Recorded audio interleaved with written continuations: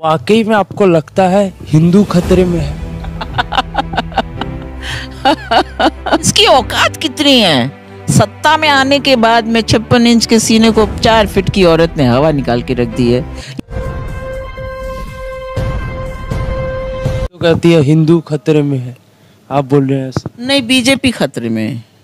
हिंदुओं के ऊपर तो 1600 साल की हम गुलामी हमने झेली ना।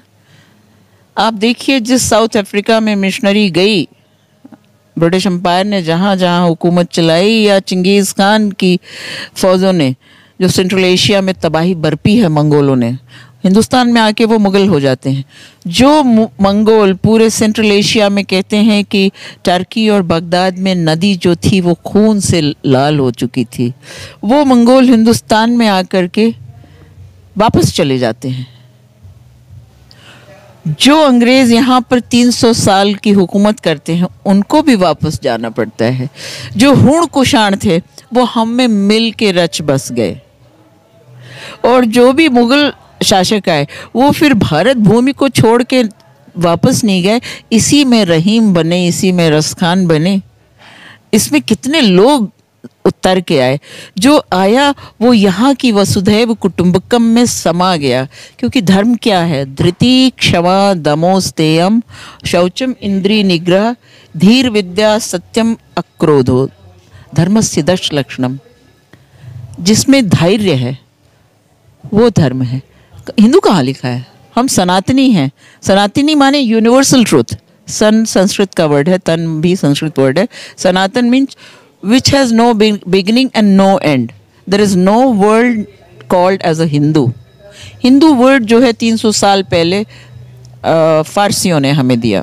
फारस का ये शब्द है, क्योंकि वो सिंधु को हिंदू बोलने लगे थे, वो स नहीं बोल सकते थे। बीजेपी बार बार दावा करती है कि पूरे देश की हिंदू पार्टी साथ में, और आप हिंदू महासभा से हैं, आप ऐसी बात बोल? हिंदू की ठेकेदारी उसके पास नहीं है, ठीक है ना। हिंदू एक स्वतंत्र स्वायत्त विचारधारा है। सुप्रीम कोर्ट ने भी कहा है इस पर टिप्पणी। ये प्रकृति को मानती है। सूरज, वायु, आकाश, पृथ्वी, इसमें किसकी औकात है? बहुत से राजा महाराजा आए, इसी में जमींदोज हो गए, उनका नाम लेने वाला बचा नहीं। नाम किसका लिया गया? राम का, कृष्ण का, गौतम बुद्ध का, मोहम्मद पैगंबर का, लॉर्ड जीसस का, जिन्होंने मानवता की सेवा की। 10 गुरुओं का, नानक बादशाह से लेकर के गुरु तेग बहादुर, गुरु गोविंद सिंह, जैन महावीर संतों का, जिन्होंने मानवता की सेवा की। जब ममता बनर्जी जय श्री राम बोलने से चिढ़ जाती हैं तो आपको कैसा लगता? नहीं, वो चिढ़ती नहीं है। ये गलत एक नैरेटिव किया गया है। इसको पहले तो इस निर्लज्ज को लज्जा नहीं आती। ये एक व्यापारी है, और चाणक्य ने कहा है कि यदि राजा व्यापारी हो जाए, राजा का कोई धर्म नहीं होता।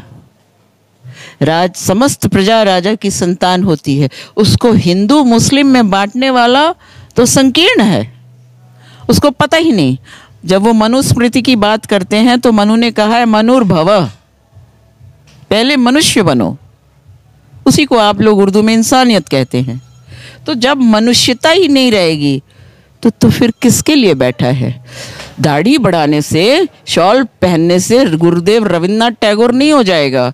उसको जनगण मन लिखना भी आना चाहिए। जनगण मन का क्या मतलब होता है? जनतंत्र और गणतंत्र के मन की बात करना, अपने मन की बात करना नहीं।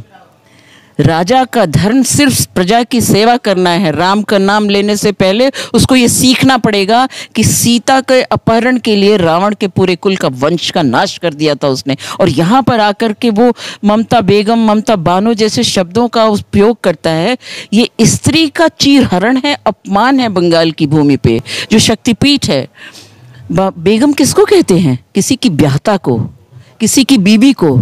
वो 72 साल की वृद्ध औरत, स्वावलंबी, खुददार, उसको इसने बेगम कहने की जरूरत कैसे की? और सुप्रीम कोर्ट ने अभी तक सुओ मोटो कॉग्निजेंस कैसे नहीं लिया? और कैसे जनता ने इसको बर्दाश्त किया?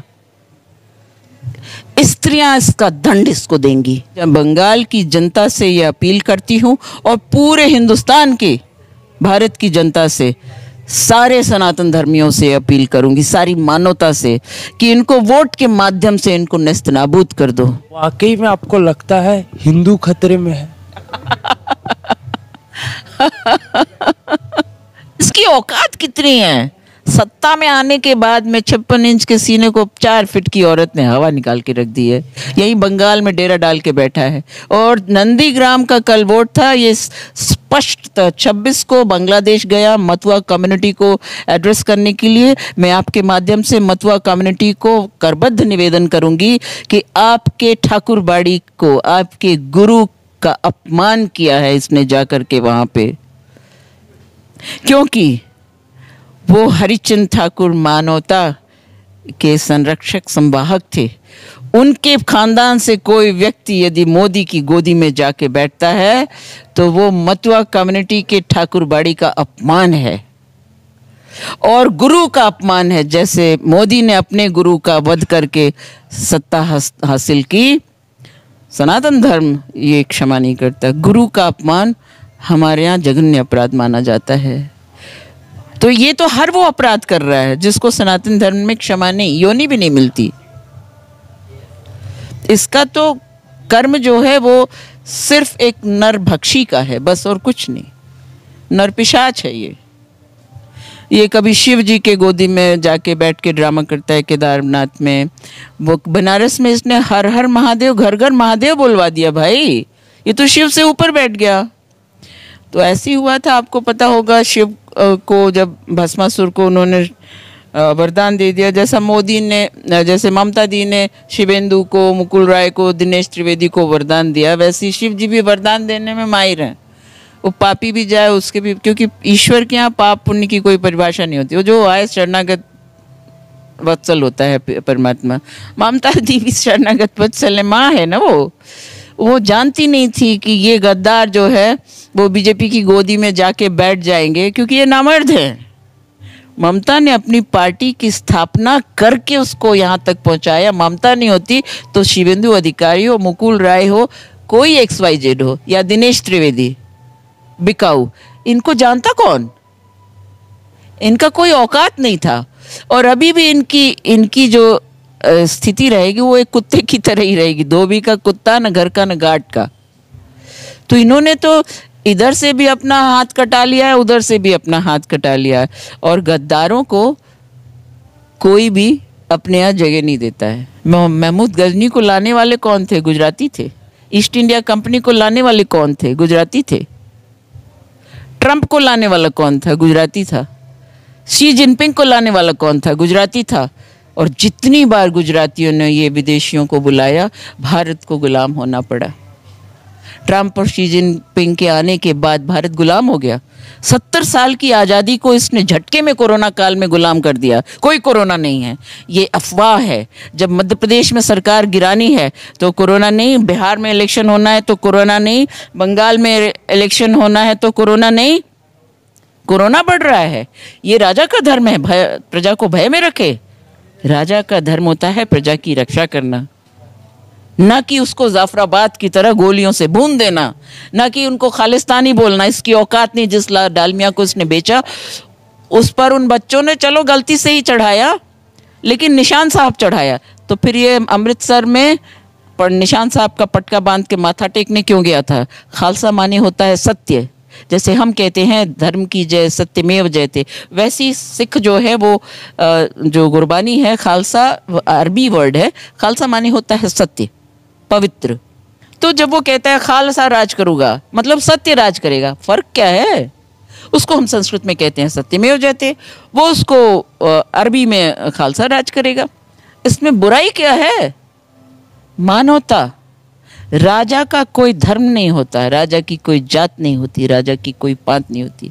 राजा का धर्म प्रजा की रक्षा करना, प्रजा का कल्याण करना, प्रजा का संवर्धन और विकास करना। और जब ये कहता है कि सोनार बांग्ला, तो बंगाल के ज़मीन के नीचे जो सोना है, कोल है, दुनिया भर के खनिज हैं, ऑयल है, गैस है, उसको लूटने के लिए आया है।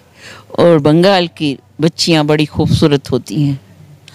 चील गिद्ध कौवे यहाँ पर आंख लगा के बैठे हैं, यहाँ की खनिज संपदा पे भी और यहाँ की मासूम खूबसूरत बच्चियों पे भी, जिसको बचाने के लिए हम सब ईश्वर से प्रार्थना भी कर रहे हैं और हम सब जितना भरसक प्रयास है कर रहे हैं। आपके माध्यम से मैं आवाम को ये बहुत गुजारिश भी करूँगी, अपील भी करूँगी, निवेदन भी करूँगी कि आप आगामी चुनाव में बिल्कुल भी वोट को बंटने ना दें।